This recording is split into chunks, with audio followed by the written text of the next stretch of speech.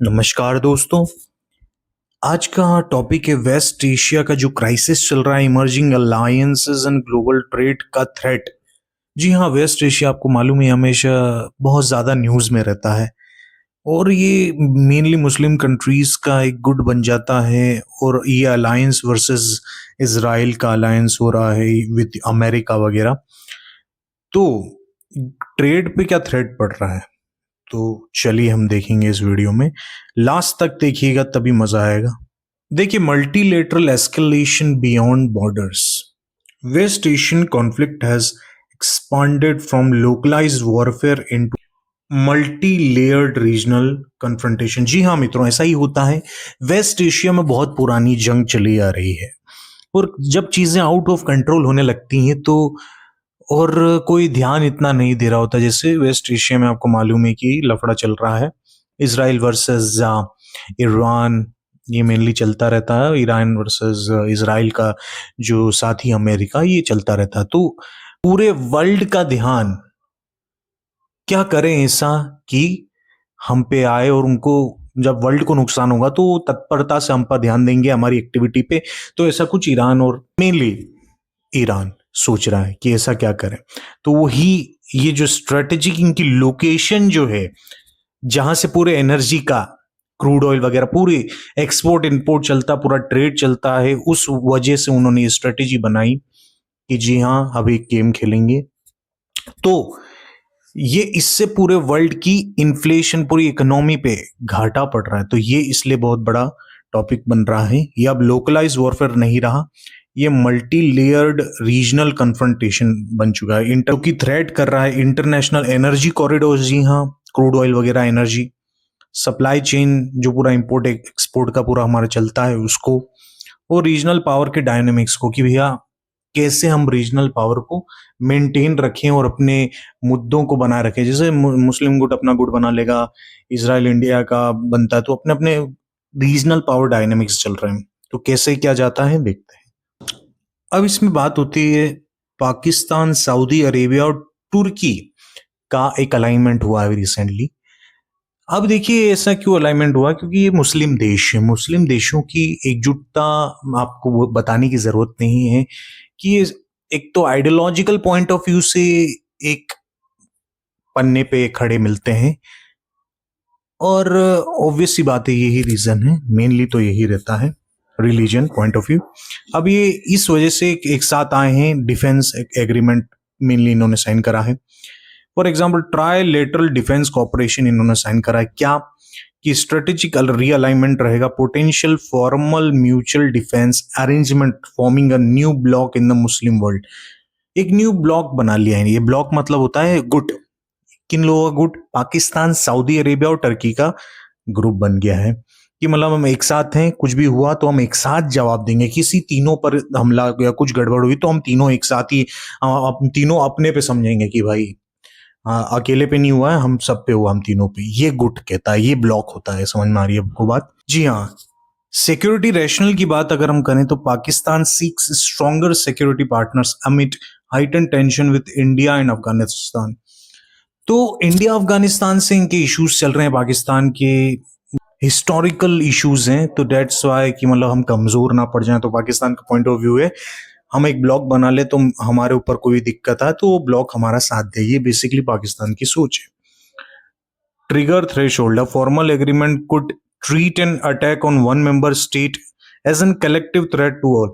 जी हाँ, वही मैं बात बोल रहा हूँ कि अगर एक पे भी ये एग्रीमेंट ही, ये ब्लॉक ही इसलिए बना है तीन लोगों का कि अगर एक पे अटैक हो तो बाकी दो ऐसे ना बैठे रहें, हम यही समझेंगे कि हम पर ही अटैक हुआ है। तो ये ब्लॉक का अलाइनमेंट का इनका फायदा है। स्ट्रेटेजिक रीजनल इंपैक्ट की बात करें तो डिफेंस इंडस्ट्री हब, टर्की जो है brings advance defence manufacturing including battle proven drones and aerospace technology. देखो, टर्की के पास डिफेंस में बात करें तो एरोस्पेस टेक्नोलॉजी में ठीक है, बैटल प्रूवन जो ड्रोन्स होते हैं, इन्होंने आपको मालूम है टर्की ने ऑपरेशन सिंदूर में अपने ड्रोन्स और डिफेंस टेक्नोलॉजी भेजी थी। To support Pakistan even though operation दोस्त में टर्की के अर्थक्वेक में इंडिया ने साथ दिया। मैं वही बोल रहा हूँ, तो इनके जो आइडियोलॉजिकल पॉइंट ऑफ व्यू से ये चलते हैं, मेन बात ये है।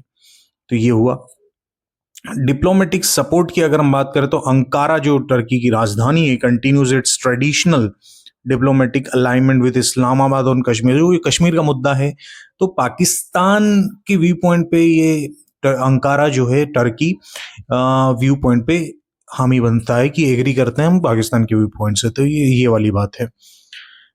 Balance of power alters India's strategic calculation and recalculates the broader West Asian power structure. तो ये बैलेंस ऑफ पावर करने के लिए भी अब क्या होता है कि इंडिया भी अपना ब्लॉक रखे कि हाँ जरूरत के बाद, तो इंडिया इसराइल का और बाकी यूरोपियन कंट्रीज जैसे ग्रीस साइप्रस, तो ये एक ब्लॉक बना लें। तो इससे मामला क्या होगा कि एक बैलेंस ऑफ पावर बन पाएगा। वही मैं बोल रहा हूँ, balance of power. Israel India dialogue and competing blocks. जो क्या होता है, हाई लेवल कम्युनिकेशन बैठता है। Israeli PM Benjamin Netanyahu directly contacted Indian PM Narendra Modi to review accelerating West Asian development. तो वेस्ट एशिया का जैसे डेवलपमेंट ब्लॉक बन रहा है, तो Israeli prime minister Benjamin Netanyahu ने मोदी जी को कॉल करा कि भैया ऐसे ऐसे डेवलपमेंट हो रहा है, तो हमें भी मतलब स्ट्रेटेजिक एक पॉइंट ऑफ व्यू रखने के लिए, स्ट्रेटेजी बनाने के लिए ये कि अब हम बैलेंस ऑफ पावर इसका करें। और भी बातें हुई होगी, पर ये होता है कि हाँ अब हमको चलना है आगे एक साथ मिलकर। इमर्जिंग कोalition एक्सेस जो होगा, building upon the previous multi sectoral talks between India, Israel, UAE, Greece and Cyprus, spanning trade, energy and connectivity and defence भी। ये बात ध्यान रखिए कि ये डिफेंस में भी एक साथ रहेंगे। ट्रेड, एनर्जी, कनेक्टिविटी तो है ही, टूरिज्म वगैरह। बाकी इंडिया, इजराइल, साइप्रस, ग्रीस और यूएई, ये डिफेंस में भी अब ब्लॉक बनता दिख रहा है और है, टू काउंटर द पाकिस्तान, तुर्की और सऊदी अरेबिया। ठीक है। काउंटर बैलेंसिंग मैकेनिज्म की अगर हम बात करते हैं तो Turkey, Pakistan, Saudi alignment acts as an accelerating driver for India to reinforce its western diplomatic partnership। तो ये जो ब्लॉक बना है, तो अब इंडिया को भी डिप्लोमेटिकली वेस्टर्न के साइड बढ़ना होगा, वेस्टर्न डिप्लोमेटिक पार्टनरशिप में आगे बढ़ना होगा, ताकि इस ब्लॉक को काउंटर करा जा सके। तो यही होता है इंटरनेशनल रिलेशंस में। अगर ब्लॉक बन रहा है तो हमको उसको काउंटर करना पड़ेगा, नहीं तो आप बहुत बुरे फंस सकते हैं इन फ्यूचर, इन डिफेंस और बाकी चीजों में, कनेक्टिविटी, एनर्जी, ट्रेड में। ठीक है, that's how international relation works exactly. Pragmatic diplomacy की अगर हम बात करें तो partnerships representing flexible interest driven national security alignment rather than rigid military pacts. जी हाँ, रिजिड, अब इंडिया को भी क्या रिजिड मिलिट्री पैक्ट्स नहीं, एक flexible interest driven national security alignment, मतलब वो बहुत डायनेमिक चीज है कि हाँ सिर्फ नॉर्मल मिलिट्री हमारी पैक्ट हो जानी ये नहीं, हमें फ्लेक्सिबिलिटी के साथ इंटरेस्ट हमारा जहां होगा और बिल्कुल नेशनल सिक्योरिटी के मद्देनजर रखते हुए ही हम एक ब्लॉक को सस्टेन करेंगे, आगे बढ़ाएंगे।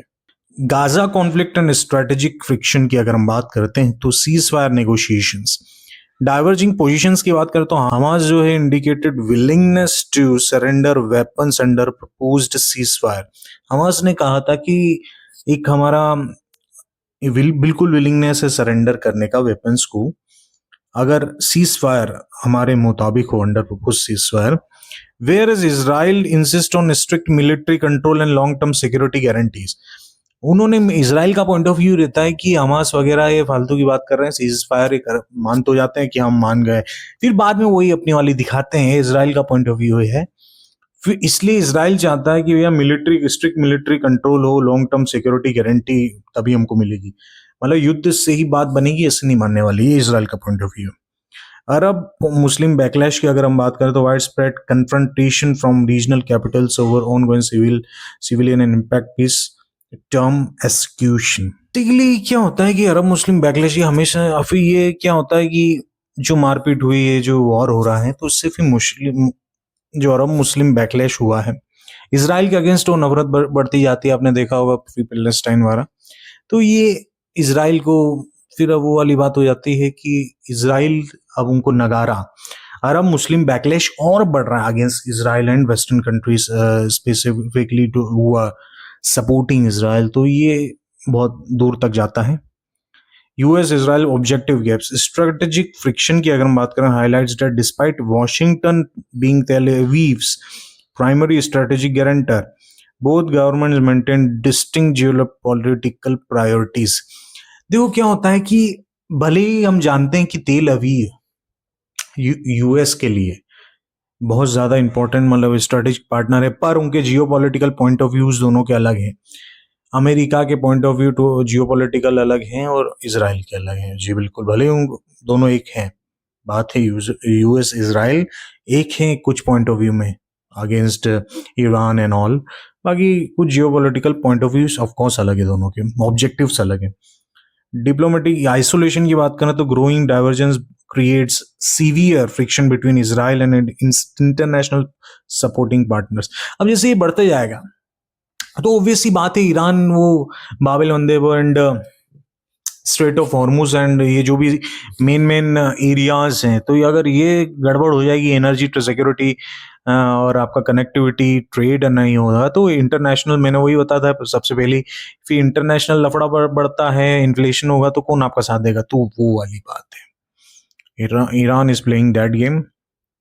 तो इसलिए ये जो डिप्लोमेटिक आइसोलेशन इसराइल को कर देगा अकेला, इसराइल अकेला हो सकता है क्योंकि इस वजह से पूरे वर्ल्ड को घाटा हो रहा है। वो Iran strategy and psychological warfare, asymmetrical regional pressure. Iran uses low cost drone and missile swans targeting energy facilities, military bases and Gulf infrastructure to raise the conflict cost for US partner. Of course, देखो Iran के पास इतना infrastructure नहीं है, तो वो छोटे छोटे China वगैरह हेल्प कर दें या उसके अलाइज हैं पाकिस्तान वगैरह, ये तो ये हेल्प कर रहे हैं थोड़ी बहुत, छोटी बहुत कुछ भी हो रही है।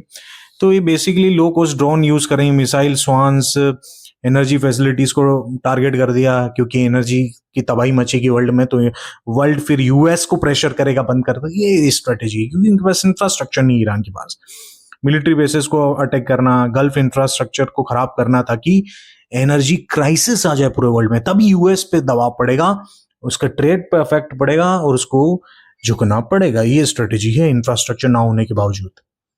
Calculation for de-escalation by increasing security and financial strength of Washington regional allies, Tehran aims to force Gulf states to pressure the US toward de-escalation। वही बात है कि ये इकोनॉमिकली यूएस के अलाइज को और यूएस को खुद को अगर ये लफड़ा होता है कि मतलब उनके इन्फ्लेशन हो रहा है, एनर्जी सिक्योरिटी खराब हो रही है, तो वो फोर्स करेंगे यूएस को कि भैया बंद करो। तो इस वजह से इनडायरेक्ट रूप से ये डी एस्केलेशन हो रहा है। साइकोलॉजिकल ऑपरेशन की बात करें तो large anti American posters in Tehran signal national unity and willingness to endure pressure rather than signifying an imminent full scale offensive। Iran जो है एक होके एक स्वर में अमेरिका के अगेंस्ट बोल रहा है, ना कि ईरान में तहलका मच गया कि भैया ईरान में ये जो डिक्टेटरशिप वगैरह, ऐसा नहीं, यूएस के अगेंस्ट एक नेशनल यूनिटी बन चुकी है, उधर साइकोलॉजिकली एक हो चुके हैं वो।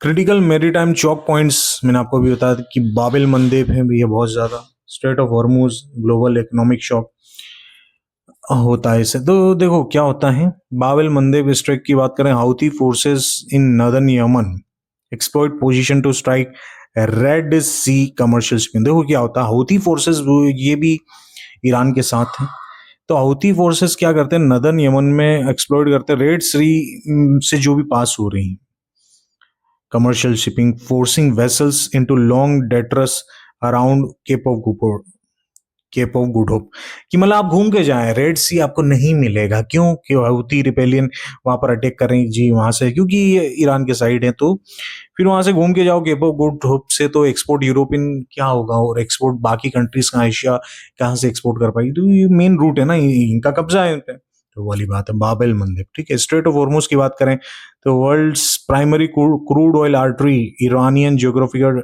Dominance enables massive leverage over global performance transit, ये वाली बात है स्ट्रेट ऑफ हॉर्मूज बहुत ही इंपॉर्टेंट है, क्रूड ऑयल वहां से ही जाता है।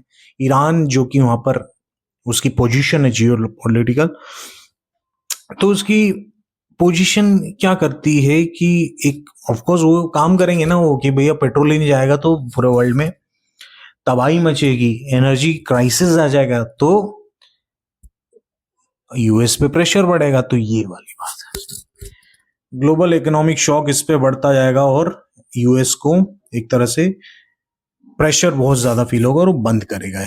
ठीक है, ओमान्स मीडिएशन चैनल की अगर हम बात करें, स्ट्रेटेजिक लोकेशन ओमान है, ये बात ध्यान रखें, directly outside the Strait of Hormuz है, maintaining unique dual ties with Iran and West. मतलब ईरान और वेस्ट के साथ अगर बातचीत करनी है तो स्ट्रेट ऑफ हॉर्मूज से काफी दूर ओमान में एक एक मीडिएशन चैनल आप समझ सकते हैं कि ये ओमान ईरान और वेस्ट के बीच में एक मीडिएशन चैनल की तरह काम कर रहा है। बैक चैनल कम्युनिकेशन भी होता है, serves as a vital mediator for sensitive security negotiation regarding commercial vessel transit. ठीक है, बैक चैनल भी होता है।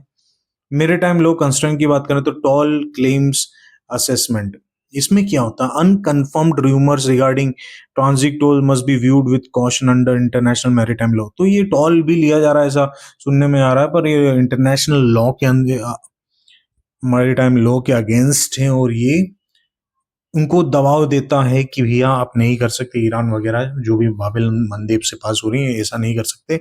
इंटरनेशनल लॉ इनके अगेंस्ट काम करता है। कॉम्प्लेक्स गवर्नेंस की बात करें तो strait transit rights are regulated by international treaties preventing unilateral fee extraction by coastal states.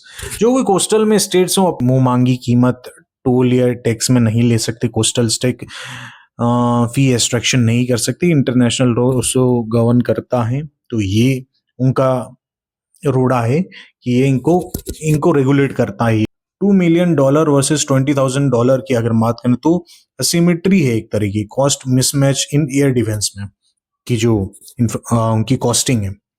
Economic imbalance के साथ high tier air defence like Patriot and third fire interception costing millions against $20,000 Iranian dollars. हाँ, ये बात तो है ही कि infrastructure Iran के पास नहीं है, इसलिए वो मेजर रूट्स को स्ट्रेट ऑफ हॉर्मूज और हाउती बाबिल मंदेब ये रेड सी वाला, तो ये इसको मेंटेन करके यूएस पे प्रेशर दिलवाएंगे थ्रू इस टायर्स, ताकि ये एनर्जी क्राइसिस उनकी अलाई कंट्री पे आए और वो बेकार इंफ्रास्ट्रक्चर से भी यूएस जैसी पावर को कंट्रोल कर लें।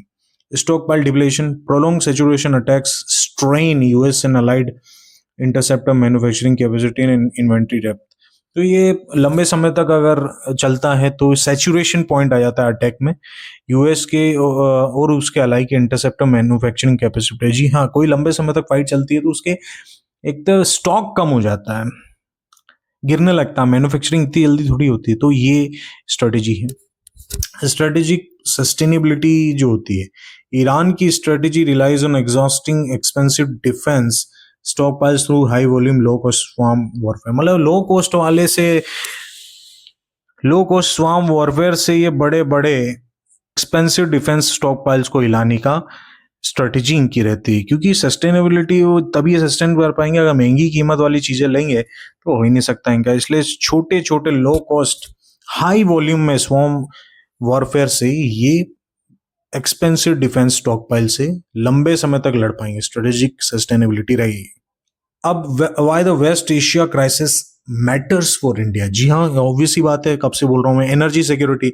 अब उनका रूट ही ऐसा है, बाबिल मंदेब स्ट्रेट ऑफ हॉर्मूज, तो ये यहाँ पर ये दवा हो जाएगा तो हैवी डिपेंडेंसी है हमारी किस पे, गल्फ क्रूड ऑयल पे, makes India exceptionally vulnerable of to strait of Hormuz oil disruption price spikes. तो अगर इस वजह से प्राइस बढ़ेगा, पेट्रोलों का महंगाई बढ़ेगी और लोकल पॉलिटिक्स में हड़कम मचेगा, तो ये हमारे लिए सबसे बड़ा घाटा है। ट्रेड बॉटल नेक्स की अगर बात करें तो Bab el Mandeb disruption blocks European export routes, जो यूरोप में भी हमारा माल जाता है, एक्सपोर्ट रूट्स को बर्बाद करता है। केप ऑफ गुड से 10 से 14 दिन लेट जाओ, बहुत ज्यादा घाटा घूम के जाने पे। इन्फ्लेशन एंड डेफिसिट, जी हाँ, ये सारी कीमतें बढ़ेंगी हमारे मार्केट में तो क्या होगा, मतलब वही ना, एक तरह से लोकल पॉलिटिक्स जो डोमेस्टिक हमारी पॉलिटिक्स है उसमें पॉलिटिक्स, इकोनॉमिक, सोशल क्राइसिस आने लगा है। तो ये बात होती है इंटरनेशनल अफेयर्स की कि ये पूरे छोटे से लेकर बड़े तक हर चीज़ों को इन्फ्लुएंस करता है। तो मिलते हैं नेक्स्ट वीडियो में।